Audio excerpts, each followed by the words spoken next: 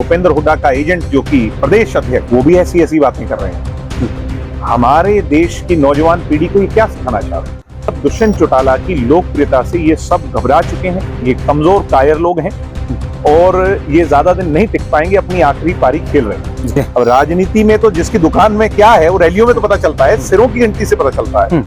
अगर हमारी संख्या बल यहाँ ज्यादा होगी तो दुष्यंत जी या पार्टी का नेतृत्व तो अपनी बात रखेगा। 25 की रैली से राजनीतिक मायने तो निश्चित तौर पर निकलेंगे ही। अब अलायंस में लड़ेंगे या अकेले लड़ेंगे वो तय भविष्य के घर में है। तो क्रिकेट की आखिरी बॉल देखने तक का इंतजार करना है। कि हमारा निशाना एक कि चाबी का निशान हो राजस्थान का अगला मुख्यमंत्री किसान हो। कि जेजेपी जो है हरियाणा में डर गई है, इसीलिए वो कहीं और बाहर जगह तलाश रही। हम इसके बाद यूपी में बढ़ेंगे और अन्य प्रदेशों में बढ़ेंगे। क्या दुष्यंत को सिर्फ वो सीमित दायरे में रखना चाहते हैं, वहां तक वो रख पाएंगे? मैं नहीं समझता वो रख पाएंगे। राय करी है सबने एकजुट होकर के कि हम सारे एकजुट हो जाएंगे, क्योंकि ये लड़का 50-60 हजार से जीता हुआ है और इसको किसी भी तरह से यहीं रोक लेंगे।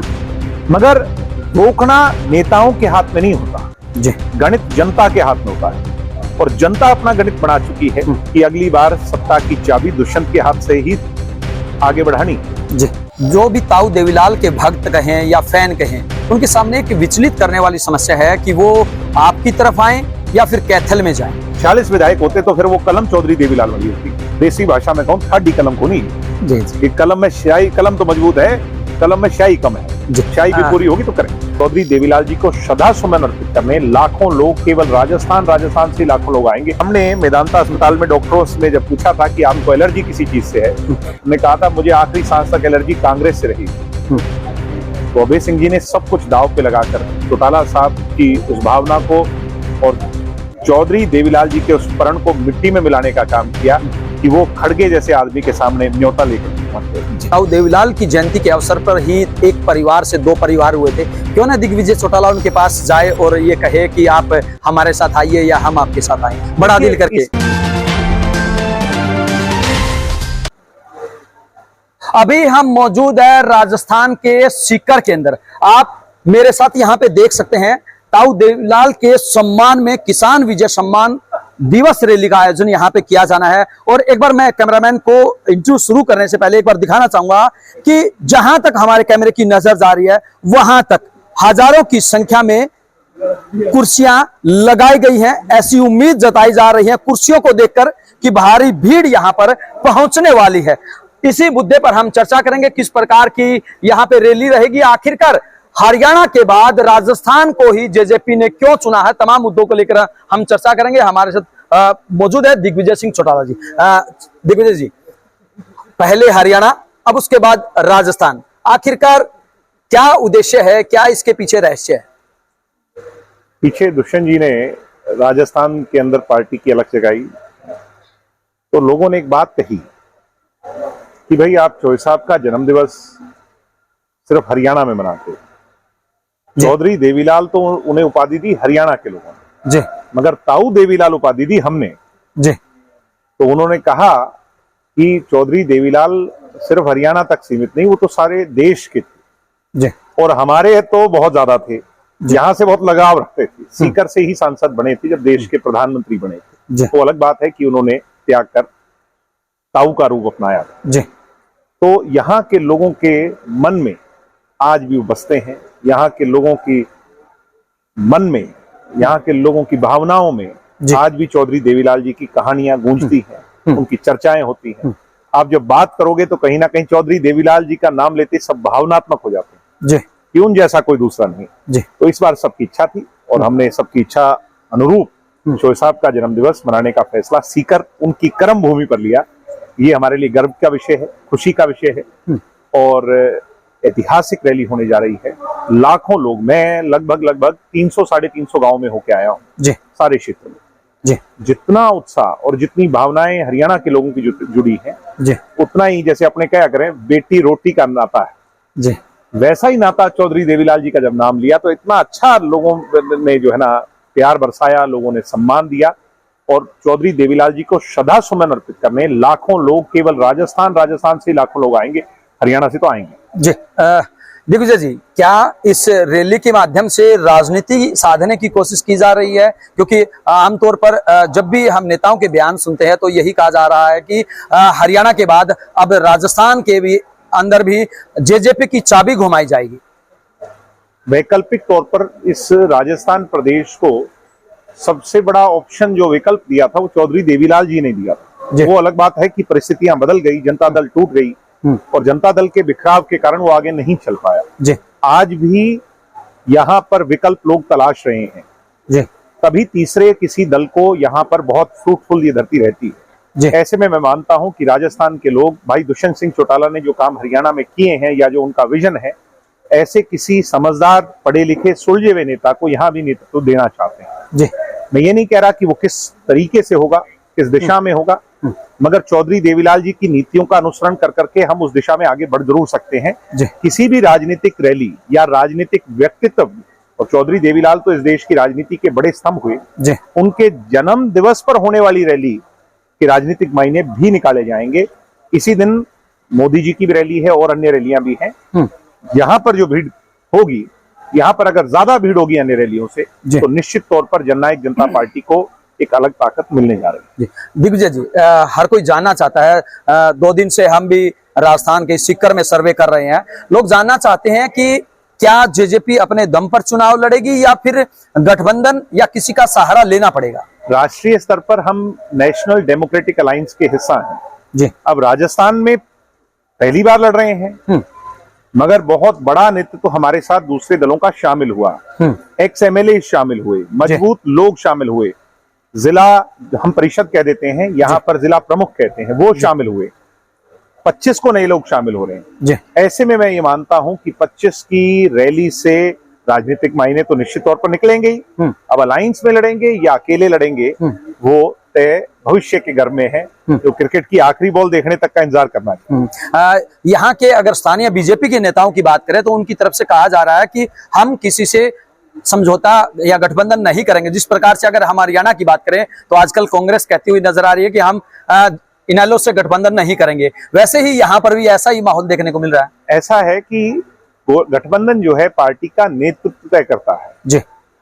हम तो कह ही नहीं रहे, हम गठबंधन की चर्चा ही नहीं कर रहे। जी। तो इस चर्चा को जन्म कौन दे रहा है? ये दोनों पार्टियों का सीनियर नेतृत्व जब बैठेगा और उस कोटा एलोकेशन में हमारी ताकत 25 तारीख को यहाँ ज्यादा नजर आएगी।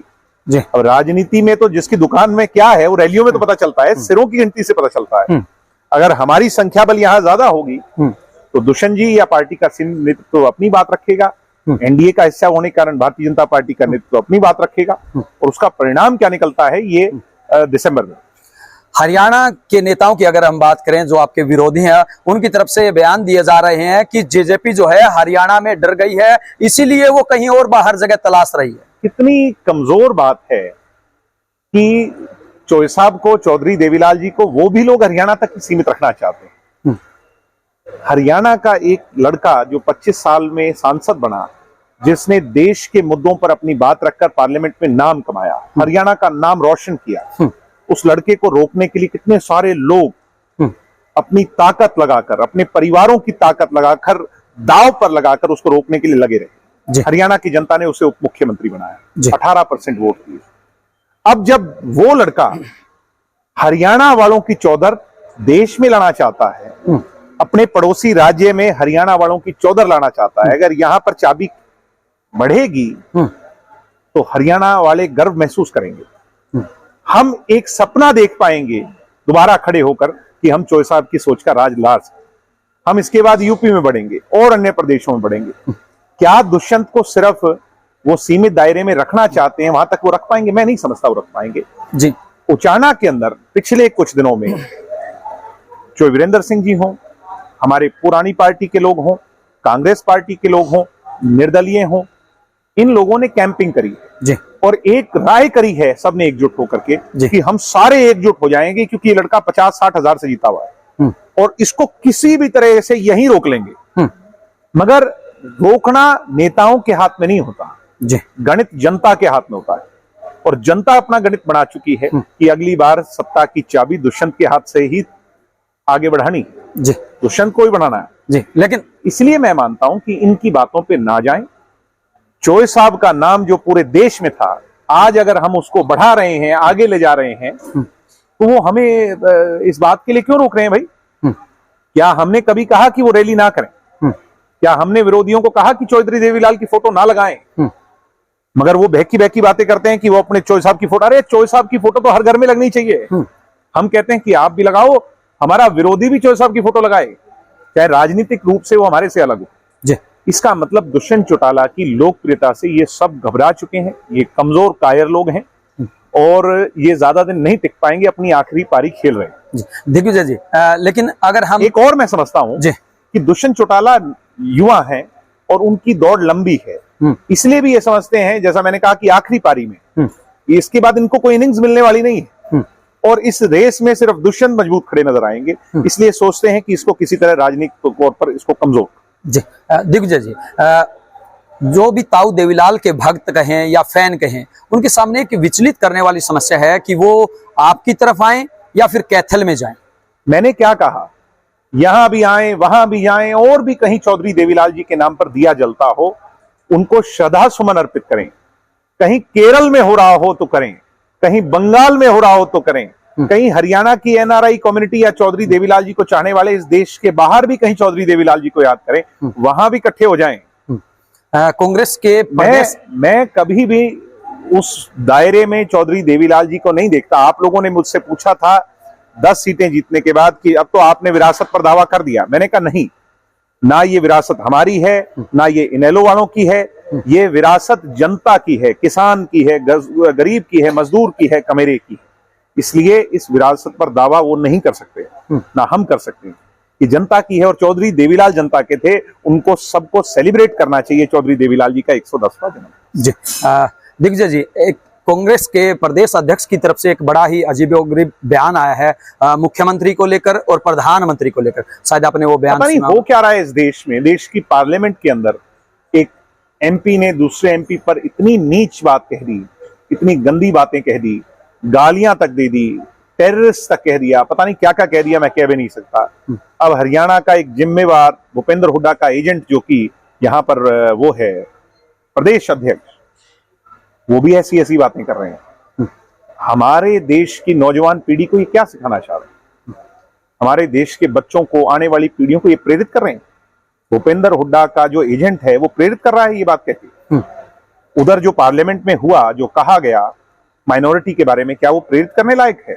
जी, इनको शर्म आनी चाहिए और ऐसे लोगों को पार्टियों से निकाल देना चाहिए। दिग्विजय जी, हरियाणा में बहुत सारे वायदे गठबंधन सरकार के दौरान दुष्यंत चौटाला की तरफ से किए गए थे, तो क्या इस तरह के वायदे राजस्थान में भी किए जाएंगे? निश्चित तौर पर दुष्यंत चौटाला राजस्थान के विजन और मिशन को लेकर के यहाँ से बड़ी घोषणाएं करेंगे, जो हमारे घोषणा पत्र का पहला हिस्सा होंगे। तो मुख्य रूप से अगर हम बात करें तो क्या समस्या आपको नजर आती है, क्योंकि पिछले लंबे समय से आपने कहा कि 300 के करीब गांव में आप घूम चुके हैं। सबसे ज्यादा यहाँ पर जो समस्या है वो बेरोजगारी की है। बेरोजगारी की उस खाई को भरना है। यहाँ करप्शन की है। यहाँ पर फसलों के पौने पौने दामों पर आज किसानों को बेचनी पड़ रही है। मंडी सिस्टम लागू नहीं है। यहाँ तो बहुत सारी समस्याएं हैं और निश्चित तौर पर जननायक जनता पार्टी के जो मजबूत लोग हैं वो चुन करके जाएंगे। आने वाली सरकार जिस किसी की भी होगी, हमारा निशाना एक है कि चाबी का निशान हो, राजस्थान का अगला मुख्यमंत्री किसान हो। मैं नहीं कहता कि हम पहले दिन 100 सीटें जीत करके हम सरकार बनाने जा रहे हैं, पर जिस कैपेसिटी में जाएंगे और आज के जो हालात हैं उस हिसाब से बड़े विश्वास से कह सकता हूं, एक किसी की सरकार नहीं बनेगी। ताला तो चाबी से ही खुलेगा। ताला तो चाबी से। लेकिन अगर हम बात करें, क्या आपके परिवार से भी कोई नुमाइंदा चुनाव में खड़ा होगा? अब वो मैंने कहा जैसे कि ये कल चीजें तय होंगी, अभी ऐसी कोई बात नहीं है। अभी हमारे मजबूत लोग हैं, हमने 30-35 लोगों की लिस्ट बनाई है, उसमें जैसे शुमार और होते रहेंगे उन लोगों को भी हम शामिल। जी, कांग्रेस की तरफ से दावा किया जा रहा है कि हम हरियाणा के अंदर एक तरफा सरकार बनाएंगे और किसी का गठबंधन स्वीकार नहीं करेंगे। अब मैं क्या कहूं, मैं कहूंगा तो फिर वो कहेंगे कि दिग्विजय बहुत ज्यादा कह देता है।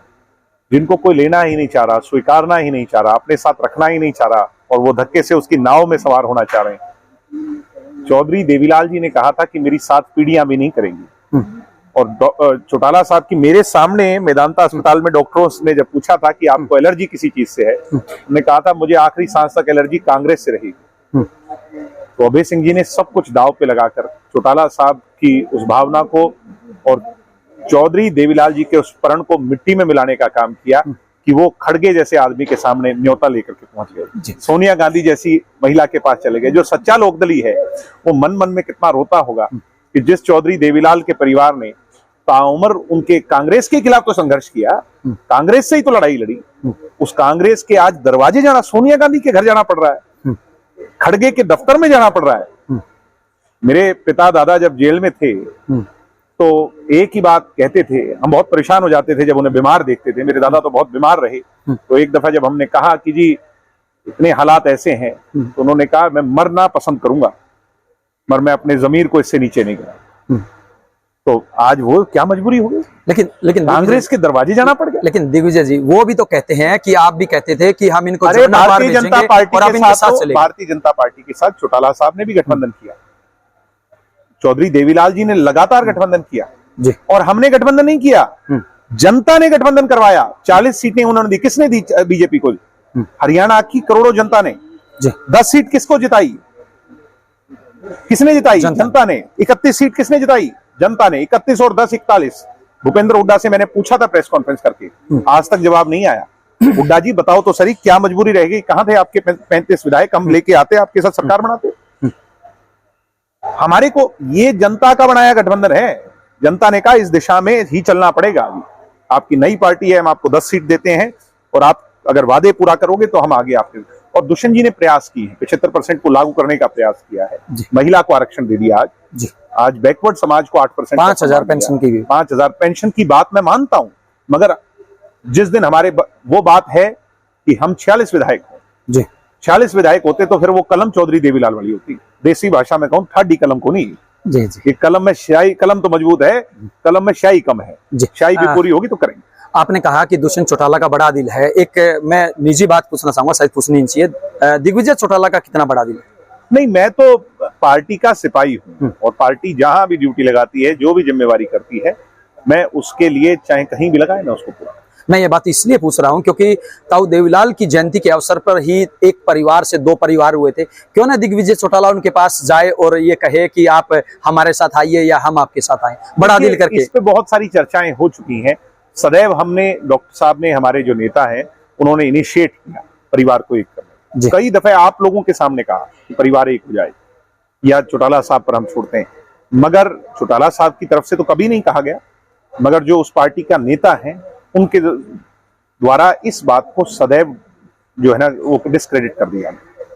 उन्होंने इस बात को सदैव, कभी भी पुराना, अभी इन 5 सालों का रिकॉर्ड उठा के देखोगे तो वो अभय सिंह चौटाला जी ही हैं जिन्होंने हर वक्त ये एक ही बात पर अपनी जिद अड़ा के रखी। परिणाम स्वरूप वो इतने कमजोर हो गए आज के दिन। जी बिल्कुल, ये थे दिग्विजय चौटाला। एक बार फिर जाने से पहले मैं आपको दिखाना चाहूंगा कि सीकर की इसी धरती के ऊपर ताऊ देवीलाल की पुण्यतिथि यहाँ पे मनाई जाएगी। ये देखिए जो बोर्ड है, यहाँ पे इस बोर्ड के माध्यम से मैं आपको बताना चाहूंगा कि जननायक जनता पार्टी द्वारा आयोजित किसान विजय सम्मान दिवस रैली का आयोजन यहाँ पे किया जाएगा और काफी सारे जो लोग हैं वो यहाँ पर आने की उम्मीद जताई जा रही है। हालांकि अगर दिग्विजय चौटाला की बात करें तो उनकी तरफ से दावा किया जा रहा है कि यहाँ पर लाखों की संख्या में राजस्थान से ही भीड़ पहुंचेगी। और इतना ही नहीं, इनकी तरफ से यह भी कहा जा रहा है कि आने वाले समय के अंदर जेजेपी राजस्थान के अंदर सरकार का ताला खोलने का काम करेगी। हालांकि ये तो आने वाला समय ही बताएगा कि राजस्थान की जनता किसको सिर आंखों पर बिठाती है। सीकर से वीडियो जर्नलिस्ट राहुल के साथ अजय लोहान, बिंदास हरियाणा।